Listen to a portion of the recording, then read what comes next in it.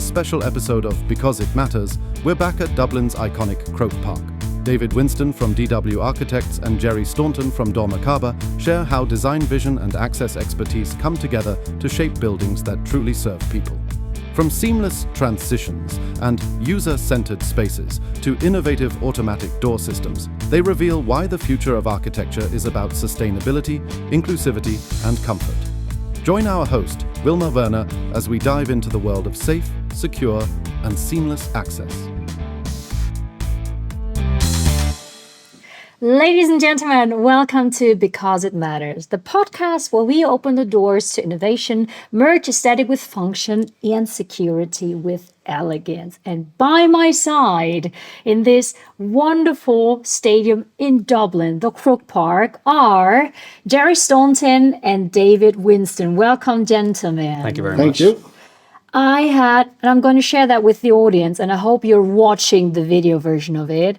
Both of you entered the room together, and I had the feeling that you've known each other for quite a while. Is that true? That's very true, yeah.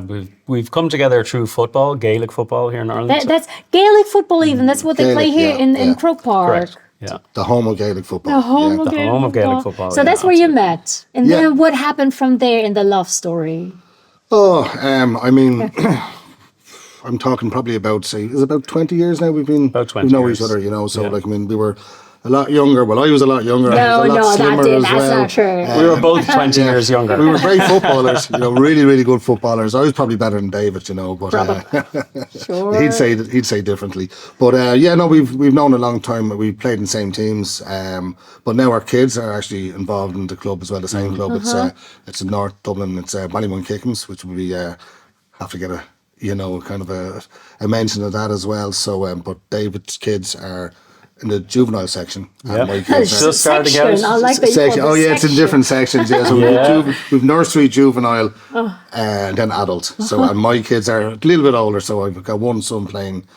He's playing intermediate football for the club, and then my daughter plays ladies football for the club. And as then, so you met through Gaelic football, and then you cross paths. Yeah, Cross different some friends. And David's brother-in-law actually would be a friend of mine as well. And we used to go away on weekends, what we would call the junior weekend again, going back to football as well. And we still go on them. 30 So years. there's a lot of elderly gentlemen or mature gentlemen who go on the junior weekend. We call it the junior weekend. Yeah, exactly. now. So, and that's how, that's really it, you know. So we just, I think we've been away 4 or 5 times. Yeah. Different cities.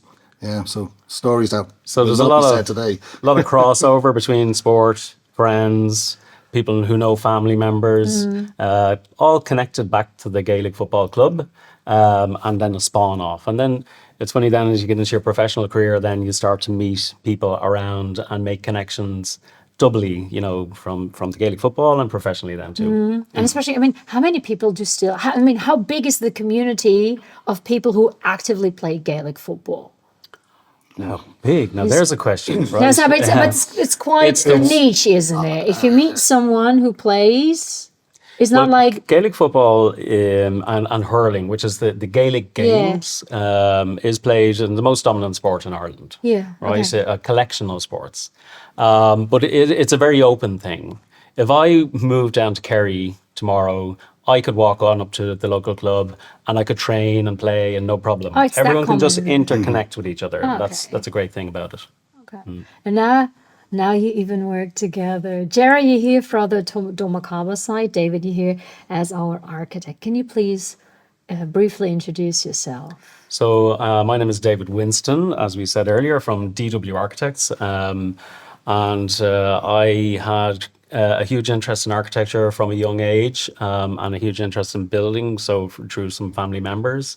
And I progressed studies and I became a technologist first for 15 years, an architectural technologist. So it was a very technical side of architecture. And I continued my study and design development and registered as an architect then 8 years ago. 8 years ago. Okay. Yeah. And Gerry. And I'm Gerry Staunton, work with dormakaba probably now just over 2 years. I work in the automatics end of it in terms of the swing door operators, sliding doors and revolving doors, speed gates, that type of thing as well. So my background will be, I've been involved with with the building industry, probably 30 years now at this stage. Now I'm showing my age. I've worked with various from ironmongery, lever handles, door closers and that type of thing as well, and just progressed over the years. I went away for about 3 or 4 years, went into something completely different, and I'm back now with dormakaba for, just over 2 years.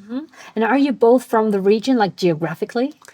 Geographically, for a number of the years that I grew up, if you could see through that wall, I lived less than a kilometre that way. That is very close. Yeah, so quite close. And if you look through that wall, 2 kilometres from Really? there. So what does it mean for you spending time here at Croke Park in Dublin? Oh, it's great. I mean, when in my early years growing up in a community Ballymun north of the city, the club always brought the younger kids into Croke Park. So before it was like this, the original Croke Park, we'd come in a busload of kids and we'd go and watch all the games, and then we'd be celebrating on the way back, hopefully, if Dublin win. And then, you know, I living locally, I watched the park itself, Croke Park, be redeveloped over the years, which was a great thing to see too. So it's great to be here to discuss this topic and to be in Croke Park to do it, you know. Yeah. Especially in Croke Park. Both of you, 1 kilometre that direction, 2 kilometres that direction. Yeah. And haven't moved. Haven't moved for me anyway. So you still live close by? Yeah.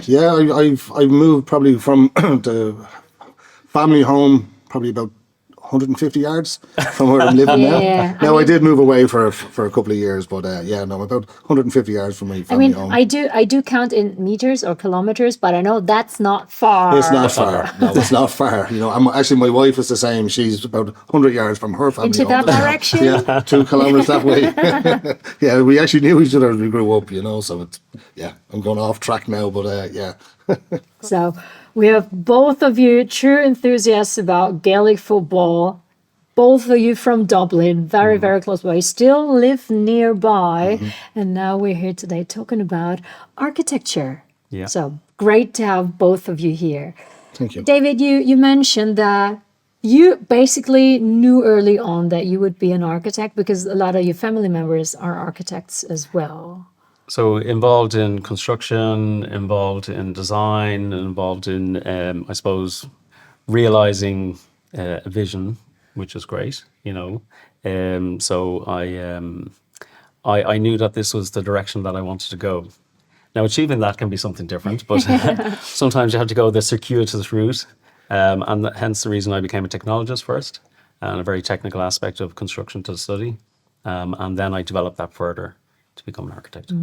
And talking about making dreams come true, making visions come true, how would you describe the role of dormakaba with making visions come true? If an architect like David has planned or designed something.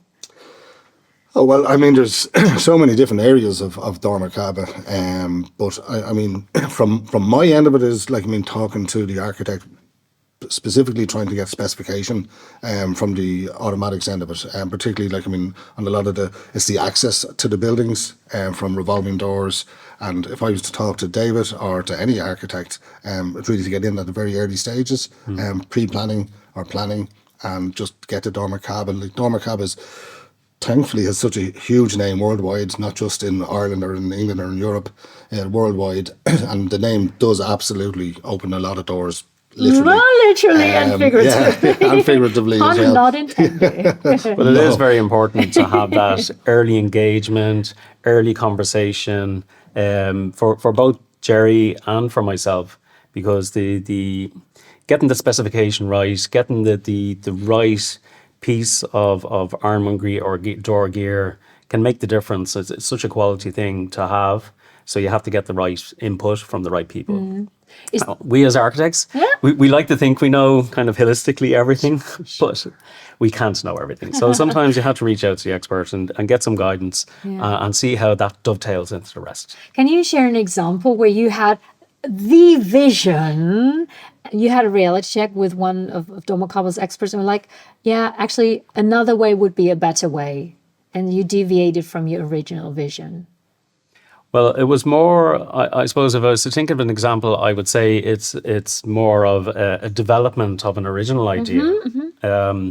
So sometimes we're trying to think outside of a box, and we're trying to think of a special way to do something.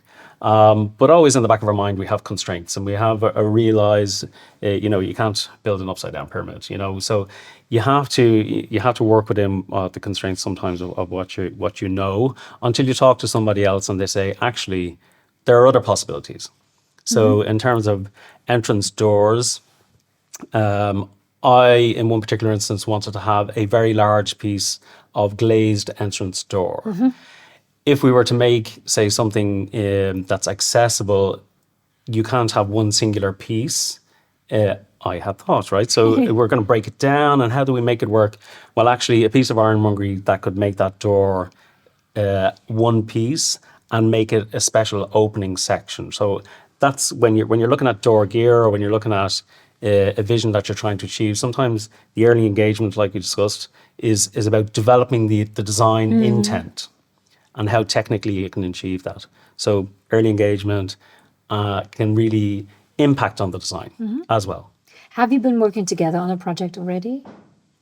With David's company now, no, not so much. But we've spoken all right. We're just waiting for one from my end of it. It's with the revolving doors and the swing door operators as well. But no, we haven't actually worked Not yet. yet. Not yet. Yeah.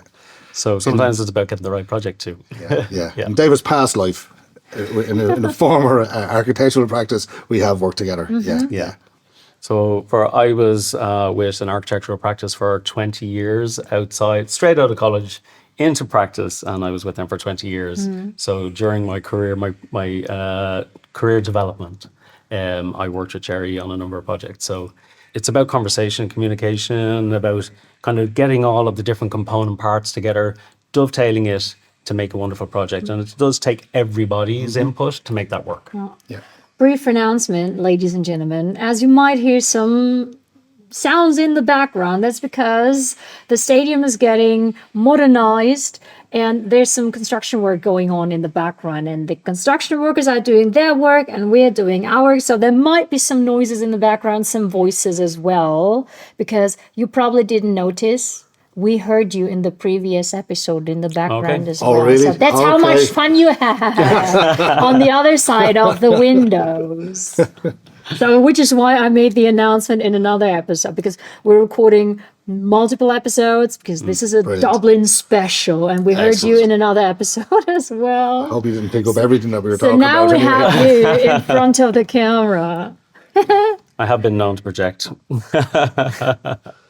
So what is it like? I mean, with the huge amount of experience that both of you have, what is it like for you if you enter a building? What are the things that you notice about it? Well, for me, I'd be, walking in, obviously I would have my dormakaba hat on, and I walk in, and the first thing, I had never thought I would see it be like that anyway. Are you checking like, there's no dormakaba? I can tell you, the first thing I saw when I walked into Croke Park was, I won't say it wasn't dormakaba, but it was, I just noticed everything when you walk in. It looked from even hinges to the pull handles, to the sliding doors, to the actual operators that are being used, to the glazing. Everything, so and it's just, you just can't get away from it. it's, if I'm walking into Croke Park, if I'm walking into a restaurant, if I'm walking into somebody's house, or if I'm walking into a pub, anything like that, that's the first thing that I would just look at. Or walking out of a pub. If you remember. Well, hopefully walking out. Sometimes it'd be a little bit, maybe not walking. And can you remember an experience that you had when you entered any sort of venue or building and you were like amazed at what someone has built there? Hardware wise, is there something you can share? God, off the top of my head, no. Well, many a time I've walked in, I can that I've actually supplied to it, and I'd be very, very proud of it. Kind of going, I did that. Like, Do you know what I mean? was me. Yeah, and then that's right from and it's great. Well, look, it's great to be able to sell and have the opportunity to sell, whatever. But to actually be involved in the design end of it with the architect right from the outset. Then to go through everything all the way through to actual completion as well. That's you do get sounds a bit corny, but you do get a buzz from that. I get a buzz from it anyway. To say, well, that I did that. Yeah. You know what I mean? It's great, But yeah, but thinking of one off the top of my head, You'll have to come back to me on that one now. Let me think about it. David, you talk for a second there, and someone will come back into my head. That's great if you have two guests. You can talk to the other one. Well, there you go. Well, for me, I suppose it's about experiencing spaces, right? So when I approach or enter into a building, it's how am I appreciating it? How am I experiencing it? And the flow of it, the flow of the access, the ease of access is really helped or hindered by access control, right? So by door gear, by the entranceway and how that feels. So if you have a nice free flowing action and user experience as you pass through into the entrance and so on, or transition through the building, it makes a huge difference because you don't have a restriction to appreciation of the space. You have an ease of flow, which is very important. So when you think of designing, or when you design buildings and you keep that in mind, you want to deliver or provide for the experience that people have. That do you call them users or guests or people? Well, or how do you refer to them? There are people. Everything is back to your own experience, and whether that's through tactile and physical feeling of a piece of ironmongery, whether it's the view of it and the vision of it, or the ability to see it in the first place for people who are visually impaired. It's the people's experience of the building and how they appreciate it that you have to think about. And I suppose that's really when I'm thinking about a building or designing an element of a building, it really is about visually appreciating how I would use that building. So and that's the way I look at it. And it is people. It's not users, it's not machines, it's the people. So, and that's what you have to appreciate, that somebody who is not involved in architecture, someone who's not involved in ironmongery design, they're the ones who are going to appreciate the building. They may not know why, but they will. So how do you design to make people's lives easier then? So in terms of the user experience for a building, it's really about how you use it. You know, the comfortability of a door handle in your hand. That's why whenever I get door handle samples, for instance, you have to hold them. You have to use it. You have to feel how it is tactile. You have to use the action, you know, as you would do as a user, as a person entering into the building. So it's very important to get that feel, you know, and the material and the quality of the material and the quality of the craftsmanship is very important. And now tying both of you work together, not both of you. And a bit of socializing too. You already It's always very important. If I imagine you have a vision, you want to improve people's lives, you design a building for that. What are typical questions or challenges, potential challenges that you are faced with then? The challenge, well, first of all, would be one, can we do exactly, well, it wouldn't be exactly what David would want or the architect would want. And it's really just to sit down. You would quickly know if you can do it or not. Again, and I always go back to a team as well. The team that I have behind me are great from our project managers and everything like that as well. So I can always go back to them. Like David could ask me a question, particularly at the design stage. And if I'm not too sure, we can just go back to the team itself and then we can go through. And if it is something that I felt that we couldn't do, in the back of my mind, I know that we probably can, you know, and we can, you know. So, but if David asks us a question, can you do it? I would always kind of go, yeah, we can. But you know, we'll get the expertise from behind me as well. So, I mean, I don't know everything. You know, I try to know as much as I can. But yeah, we go into the rest of the team then as well, and we'll be able to design something for David. So you have the attitude of the can-do attitude, definitely. Yeah, like I mean, well, if you say no, I mean, then again, like I mean, you can always walk with your feet, talk with your feet. But yeah, no, I would be a firm believer. Like with the background from dormakaba, there's so many different areas that we can, and expertise, not just from the automatics, but from everywhere else as well, that you can bring it in. And yeah, from the factories in Germany, in Bulgaria, yeah, we can do it. We can absolutely do it. And can you share a project where the challenges have challenged you on that attitude? So okay. have you ever faced a difficulty where you're like, okay, maybe that's not feasible, but you still made it. Yeah, actually, I won't mention the name now. We're working on right at this moment in time, and from we weren't actually involved right at the very start of the design. I wasn't involved in the start of the design stage. The person who was involved had left, and I kind of left, and I was left with the hassle. But it was Challenge. The challenge. Thanks, David. Yeah. That's good. It's all about work. Come on, Gerry. Absolutely, just as well we know each other.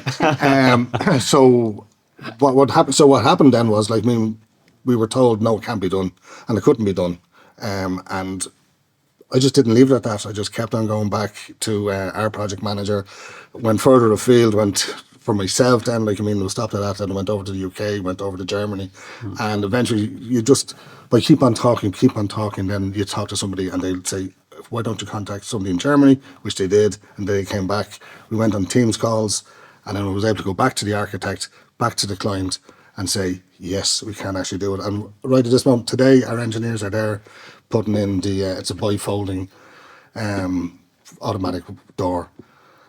So that's right hot off the press that we're doing it as well. Success. Well, it wasn't going to be able to be done, but yeah. So next time you visit the venue, you're even prouder when you're sitting in front of the Absolutely, doors. yeah. And the door's open. I was meant to be there today, but no. So it'll be finished. This is more important, of course. Absolutely, it'll be finished Friday. So so it was great. So it was one of those can be done. And you still made it. Yeah. Well, dormakaba team did. You and the team made it. Okay, thanks very much. Okay. So when are you going to be there? We'll be there. Well, it should be finished on Friday. Obviously, then commissioning and that type of thing as well will be kind of sometime towards the end of next week. Yeah. So both of you have the same goal. You want to create great experiences for people in buildings. Yes. You from the architectural perspective, you from the also safety and access perspective. How do you tie that together? I mean, ideally, I shouldn't, as a guest, as a person, shouldn't even notice that there are any access controls. How do you make that happen?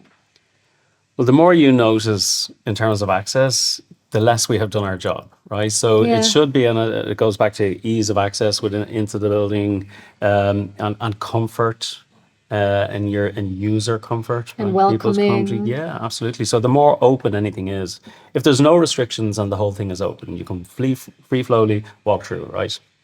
For security, for weather, and all sorts of things, we have to add in some level of restriction or to close it down, and some obviously aesthetic reasons. But the ease of that opening, the ease of the transition through that threshold from the outside to inside, makes your experience either congested and slowed down, and less enjoyable, or more open and more easy to go through, right? So the user experience is, in terms of the ironmongery, or in terms of the control systems within doors, is very important, because that threshold is the line from your external experience of the building to your internal experience of the building. So that transition is what we got to get right. And the less you know of it, the more we've done our job. We now have a special combination with both of you, because you are from that area, you're into the topic and into the industry as well, and you have decades of experience also with international projects. If there was one thing, or what is it that you can think of that you could bring from your international experience to Ireland, or maybe Dublin specifically, that you would wish to implement here for Irish communities when it comes to buildings and architecture? I think on the continent, I find that they do hybrid spaces much better than we do here. So in Ireland, if you look out the window, things are a little bit grey, but and there's a reason why in Ireland we say you can get the 4 seasons in one day, or maybe 1 hour, as we have experience. But there's a wonderful kind of community sense that you get from the hybrid spaces in some design in on the continent, and that's the ability to have an outdoor space that sometimes we're not able to achieve here. But I would love to kind of revisit how we might establish some of those types of spaces in Ireland, and that kind of comes to the kind of people's experience of the building, and elongating that threshold from the outside space onto the inside space, and it softens it, and it makes it a much more enjoyable experience. So you're not just meeting a singular barrier, which is controlled by dormakaba or Windows systems. It's more of a bleed, and it's more of a relaxed transition into a building. So that's something that I think I'd like to investigate more, discover more about how we might introduce that into Ireland. Where did you experience that kind of fluid transition into A a lot building? in the south of France and in north of Spain. We see it a lot. I travel a fair bit in Montpellier and around that area, down around South France. And I've recently visited the Guggenheim in Bilbao, which has some wonderful spaces. And that's kind of that's the thinking and the types of spaces that I think we should try to investigate more how we might implement here in Ireland. Yeah. Gerry, have you ever walked into a building somewhere else internationally and you were like, oh, we need more of that in Ireland? Yeah, I have. Like, I mean, it's just going over to, say, in America. You walk in and it's completely, well, it's not completely different, but How you would you walk in. describe the experience of walking there? It's just, I mean, it's been a few years since I've been over there, probably about 4 or 5 years. But even then, like, you just see everything is just on a kind of a larger scale. It's just so much bigger as well. And, you know, some of the technology I hadn't seen then, like 4 or 5 years ago. I see it now, but they're just that little bit kind of more advanced in terms of the, you know, ironmongery, the automatic doors and that type of thing as well. It's just, you just walk in, you're kind of, oh, wow, you know, and, you know, that's the memory that would come to me anyway straight away, you know, particularly in, last time I was in New York, you know, it's so much bigger and, you know, and it's, where you'd see, say, in Dublin itself, like, I mean, where we're revolving doors, or quite a few revolving doors, but you just go walk into Manhattan, and it's just every single, you're kind of going, oh my God, can you imagine being a salesperson here? You'd be, your job would be great, you know, you'd be a millionaire. How empathetic of yours. Absolutely, you know, you always have to look at that, you know, but yeah, it's just, again, it's a lot bigger. You told us so beautifully about buildings, how people experience and the transition from outside to inside should just, you said, bleed into each other. Well, you'd find that in a lot of the likes of churches and mosques in particular, actually, they have transition spaces, right? So you have your soft spaces outside where communities and people, they gather before they go into the business end of things. But you're elongating and you're softening that transition.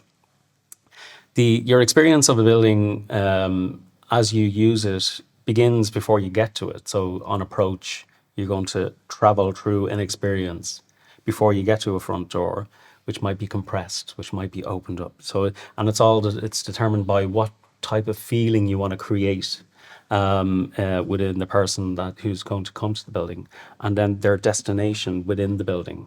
So they're going to have a journey within that building, and how you experience that journey is determined by many things: what you see, what you feel, what you smell, how you touch items as you go through the building. So it's very important to have all of the various different senses tingled to have that experience. And very much so, what you touch a lot in buildings is ironmongery, right? How you transition from a compressed to an open space is through a door or through something that's moving. Do you have to touch it? Not always. You just have to present yourself to it. So these are different things that we have to consider when we're looking for our experience, what type of experience that we want. So I would say every building can have its own different type of experience. And that might be just something small as you move around, or it could be something really grand and vast, but it's created by something compressed that we designed together before you transition into that. Understand? Yeah. You seem to experience buildings on a sensory level a lot. Yeah. Probably above average compared to other people. Maybe. If we wanted to design and build a building that was more people-centered, maybe David-centered, what would it have to feature then? It would have to feature a lot of it's funny, the answer to what should a building have great access visually to the outside, right? So although we want to be in comfortable areas, they've got to be, in terms of our physical comfort, they've got to be well lit. So light, access to light, internally coming from the outside to in, and then access visually from inside to out is very important. That transition, that visual relief. I mean, the building and what we're using it for. So purpose is very important, of course, in a building. So if we're looking at art galleries, what have we got to do? Right, that's a user experience. Like the Guggenheim is a piece of art that contains art. So how we feel in that building is different within each gallery. How the art is expressed and how it's shown in each gallery is different again. How you transition between each gallery is an experience in itself. And then you have your gathering milling zones where you can talk and where you can enjoy and where you can relax from kind of that visual, I suppose, congestion or visual impact that you get when you're in galleries. So my experience of the building, it depends on what its purpose is, right? But in all cases, the use of light and our views inside out are hugely important. What would it be for you to make a building Gerry-centered or people-centered from your perspective? A Gerry-centered building. Gerry-centered building, yeah. I'm interested to hear what this is going to be now, to be honest. Colourful. Colourful. Absolutely. Plenty of light. Obviously, automatic doors from the out when I'm walking up to it. Okay, on the practical side of it as well, sustainability with from the inside, keeping the sound out from the outside in, keeping the heat in the building and that type of thing as well. But yeah, I mean, all sorts. Like, I mean, again, these are all questions I would be asked as well from in terms of specification, that type of thing. What we're looking for is, we want to to keep the doors closed as long as possible. Is there a function that you have when you're walking up to the door until you actually come to it, that it'll actually read that you want to go out into the building, not just walk past the building, so the doors will stay closed, so you're keeping the heat in, keeping the noise out, keeping the air out and that type of thing as well, So there's an awful lot of things that I would like to see in a building that if it was a Gerry building coming up to it, and probably the Dublin colours, blue and navy. Let's see if we can make that happen. And gentlemen, I would like to look into the future with both of you. Let's say 10 years ahead. What do buildings have to provide to be of service to people? What might be future challenges? What are features that buildings need to provide for people in 10 years future? I suppose I would think that the buildings from cave to now are providing us with homes, places of comfort, places to shelter. They'll always do that, right? But they have added importance, and how we achieve the building and how we get there more and more is becoming. It's important to use sustainable materials. It's important to look at everything in a life cycle, from cradle to grave, in a very sustainable way, to see how we can use every input into a building to make sure that it can be reused, that we don't have waste. And these are very important things that when I'm speaking to Gerry, to look at component parts and the sustainable way that they're produced and the material itself and how that might be used at the end of its life. So they're all very important parts, and sustainability is a huge factor in buildings going forward, absolutely. Yeah, 10 years, it's coming around very quickly. So, I mean, for on the building end of it, what I can see in 10 years, like, I mean, in terms of aesthetically, everything looks very, very pleasing, but it'll be all automatics. You might have a door handle, you won't have any need to use a door handle.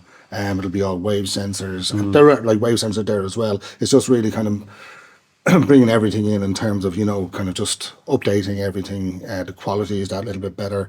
Yeah, actually, a lot of what David is saying, I would actually agree with. We didn't rehearse this. No, we certainly did not rehearse it. No, But other people can tell that you've known each other a lot, and for a long time already, and that you like each other a lot. Yeah. Hope Which you is say that. Don't great. tell anybody. We won't disclose We actually don't that. like each other at all.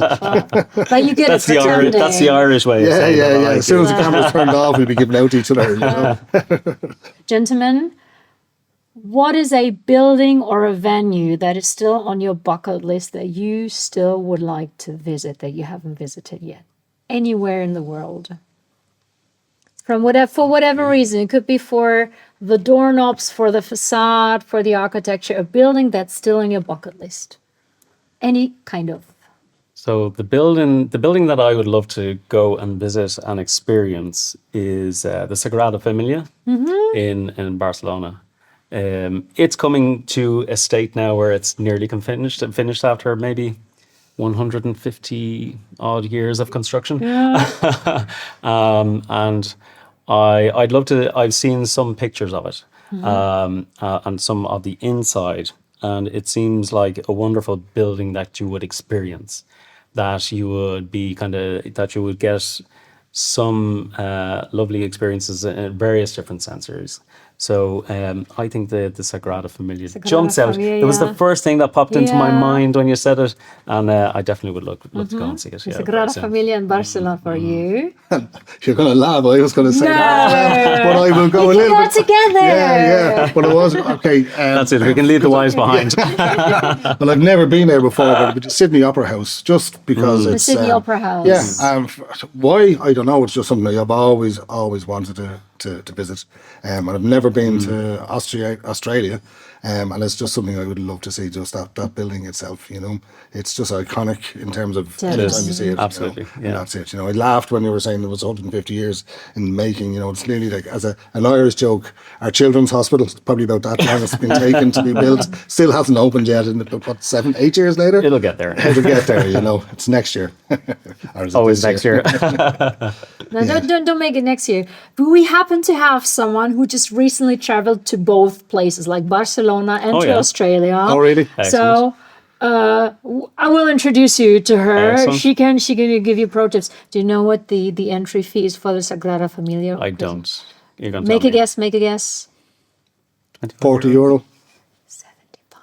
75 euros. Just to Okay. get you emotionally ready for that experience, so you enjoy it even more. So I had the kids with me when I went to the you Guggenheim. just leave. I won't bring the kids. This is Leave the Just problem. look from the outside.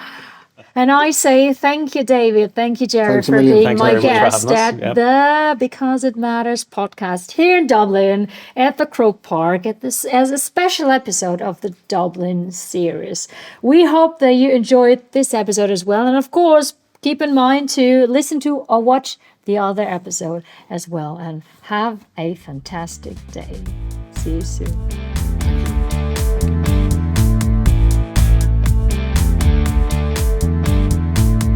That was Because It Matters, a dormakaba podcast. New episodes every month wherever you can listen to a podcast and on dormakaba.com.